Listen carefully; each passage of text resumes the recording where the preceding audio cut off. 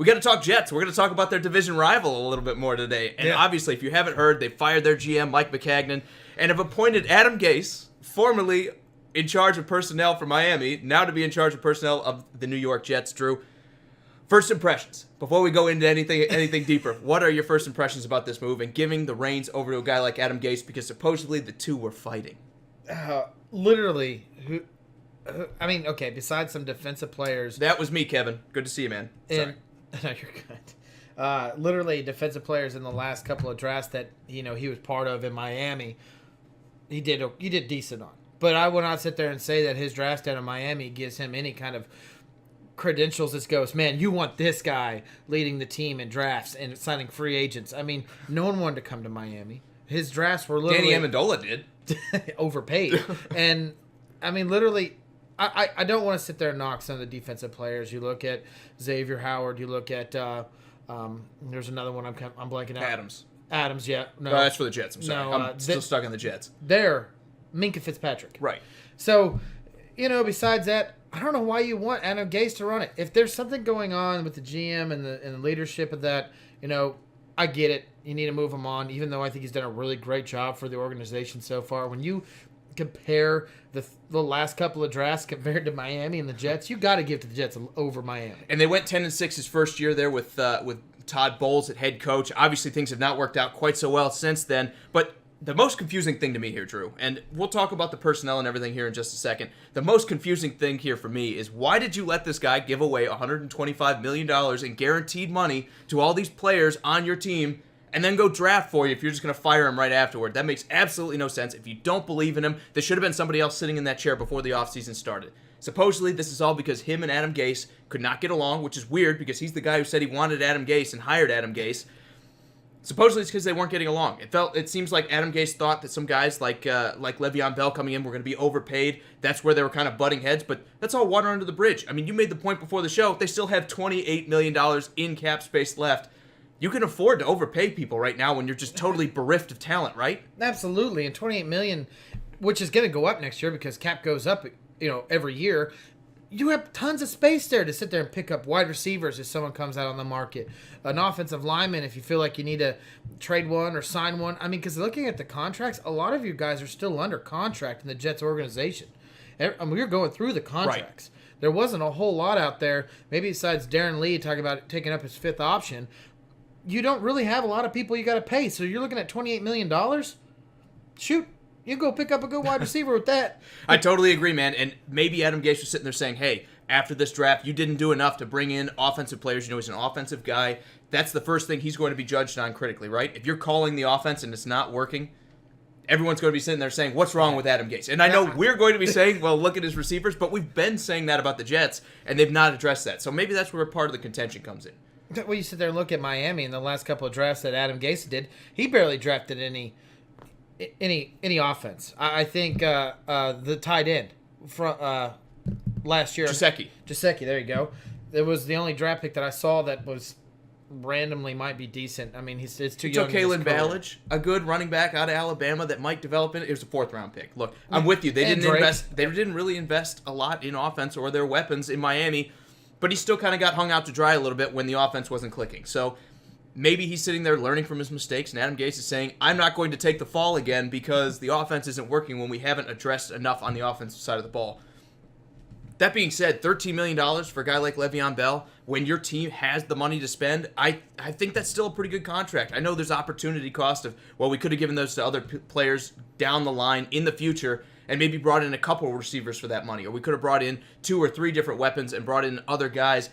But let's face it, man, New York right now is not a destination. When you look at the Jets and the way they've played for the past few years, you can't sit there and tell me you're luring a bunch of big free agents unless you overpay for them, unless you offer a financial incentive to come play for an organization that still has Tom Brady in division, has the Buffalo Bills that look like they're going to be formidable. Except for Miami, you're looking like the 3rd team in the division, right? No, it definitely looks like that. But let's just go ahead and talk about some of the signs he had, because what is the Jets offense without Le'Veon Bell?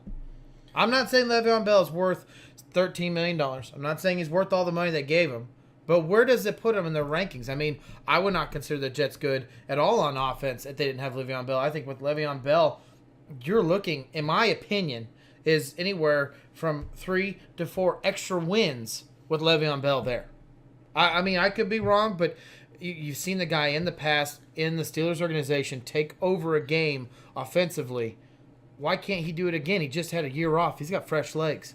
No, I totally agree. I mean, you're getting him there. He's obviously been incredibly successful in Pittsburgh. He catches the ball well, so he'll be a safety valve for a young quarterback. There's no reason to not want him in New York. I mean, you look at everybody else, you're going to say, who are we beating teams with? Le'Veon Bell is one of those guys who can beat teams. Yeah. Is Quincy Enunwa, a guy who's struggled to stay healthy, going to be beating teams? Or their free agent signing Jamison Crowder, is he beating teams by himself? No. I mean, we've already said it. You need to put weapons around Sam Darnold if you expect him to succeed. This is a weapon. It's legitimately a weapon. Even if he is a running back, he can catch the ball incredibly well, and it's in the plus column for sure. It doesn't matter what you spend at that point. You need weapons before you need just extra cap space laying around, right? Right.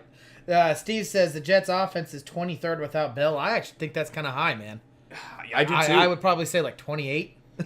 I mean, they have an offensive line. I think they can run the ball. They got a little bit out of their backs last year in Crowell, especially early in the season when Crowell was still kind of fresh. Still healthy, and yeah, exactly. I mean, they got. I'm drawing a blank on their backup. Not Elijah McGuire, the other Bly Powell. They got some work out of their running back. So I mean, they did, but now this is a major upgrade. Nobody can sit there and tell me that they were even in the ballpark beforehand. Chris says Bell has a lot to prove here, and Brian says Bell will definitely get them 4 to 5 wins. So Brian's on the same board as I am. Chris just saying he has a lot to prove. But that's good. As an owner, I want a guy who has something to prove because he's going to be playing hard. He's got the only thing I think he has to prove is that he's worth that money. I think that's the only thing he has to prove because no one's going to sit there and say that Bell's not a good back. No one's going to sit there and say Bell doesn't deserve to be the highest or one of the highest paid running backs in the league. No one can say that. He's been that guy. He's always been in fantasy leagues. He's always been that one or two guy that everyone sits at the top there. There's always been another name, but Bell's always been the most consistent name sitting up there. Absolutely. And if he's anything like he was in Pittsburgh, they're going to have some success in New York. And you need a guy like that that's going to be able to dominate on the ground when you're playing tough defenses like Buffalo, teams like New England that seem to be able to focus in on your key piece and try to take him away. Le'Veon Bell has kind of been a bit of kryptonite for the Patriots in the past. And I get it. You're looking at a much better offense out of the Steelers than the Jets have currently, but This is how you build a team. Even if it's not this year, you can bring in receivers next year, and all of a sudden you go from being nobody to actually being somewhat formidable in the NFL. Right, and I don't want to get a stint off of Le'Veon Bell. We've talked about him plenty during this offseason. Yeah. But the point is that Mike, I keep on forgetting his last name. Maccagnan is literally done the right moves, in my opinion. Maybe he's overpaid, but guess what? You just said it. New York Jets is not a destination for a lot of these players. No one wants to go play there. I mean, absolutely. You can't sit there and tell me that the Jets are high on anyone's list and that they have a chance to win the Super Bowl, or they've even been a well-run organization for the past 30 years. So you have to overpay. You have to give some kind of incentive to these guys like C.J. Mosley, which I think was a pretty good addition. Again, I'm not in love with the numbers, but when you've got the money, you open the wallet and you pay somebody. So you bring in all these other guys, and that's how the team eventually gets better. You hit a couple of draft picks, and then all of a sudden people want to come there because you're winning games. Right. Now looking at the contracts and going through that was a little confusing to us because out of their top 15 signings of their contracts, 3 of them are inside linebackers with Darren Lee Williamson and now C.J. Mosley. As far as I know, you don't play 3 inside linebackers. Maybe they're planning on shifting to a 4-3 and they're just going to line them all up next to each other. No, I mean, I think they need to employ a rotation. I think everybody knows Avery Williamson is not guarding anybody in the passing game. He's one of the biggest liabilities at middle linebacker in the passing game in the NFL. So I don't necessarily have a problem with having 3 talented linebackers when one is so one-dimensional. I mean, if it's third down, you do not want him in on the field unless it's like third and inches, and they might run the ball. And that's what they drafted Darren Lee to be, was that cover kind of running linebacker. And who knows yet if he's really panned out. He's going into year 4. But there's no doubt about it. C.J. Mosley can do almost anything on the field. He is a three down back. Absolutely. At all times. Now let's go to the comments really quick. Steve says they landed C.J. Mosley. The GM knew what he was doing. I kind of agree with you there. I mean, up to this point, I've sat there and said their offense has been lackluster. They haven't done enough to address anything. They believe in Quincy Enunwa. I think he's a third wide receiver. But again, you could sit there and argue at the very least they're investing in guys that they believe in. So, yeah, sure, they haven't done enough on the weapons. But everything else, you look at the offensive line, that looks like a unit that could be pretty good. You look at the defense, I mean, we were surprised last year when they fell off. We had them winning 8 games, I think, or 7 games in the preseason rankings before. Something like that. before the defense fell apart. If this defense can go back, they have Pro Bowlers on it. I mean, they have Jamal Adams playing safety, who's absolutely fantastic. They have a guy who can play like it in Tremaine Johnson, the cornerback. They also have Marcus May, who got hurt last year and was a big loss of their defense. But exactly. He's gonna come back. Now they have Quinnen Williams. They have C.J. Mosley. Things are looking up for this Jets defense, no doubt too. about it. And then you go and fire him because the guys aren't getting along. This is what sets teams back when you lose your consistency. Look at all the good teams in the NFL. When you're starting to hit on things, you stay consistent. You don't fire coaches. I don't think there's any reason to move on from Maccagnan. This, to me, huge mistake. Well, you just said don't fire coaches. To be honest, I would have kept the GM, and I think Adam Gase is on the hot seat because he's supposed to be this quarterback whisperer. Well, we're not Arizona. He's supposed to be the guy that give the guy more than 30 days in the building before you move him out. No, I'm not saying fire him. What I'm saying is I think he's just the guy in the hot seat because you're talking about your future and Sam Darnold. You're talking about a guy that you took highly last year, thinking he is the future of your organization, and you bring in a coach like Adam Gase, who is considered, like I said, a quarterback guru coach. He got the best out of Jay Cutler. He supposedly got the best out of Ryan Tannehill. Well, let's see what he can do with Sam Darnold, because as much as you can sit there and knock all his wide receiver options and not being great, well, guess what? Great quarterbacks turn their wide receiver to a better player. Right. They step him up. I mean, let's just be completely honest. Look at the Patriots and what Tom Brady has done. Every one of those wide receivers that have left the organization have declined because they're not getting a Hall of Famer or a great quarterback thrown in the ball. Not that I think Adam Gase is going to be on the hot seat, but I think if one of them was going to be, that would be my pick. Now, Chris also says Bell is going to have a huge workload, and it's going to get heavy because, honestly, they don't really have a QB or receivers to help Bell. Look, I agree with you on the wide receiving group. They need to get a lot better at pass catcher, whether it's tight ends, whether it's wide receivers. They need guys who are going to be able to catch the ball.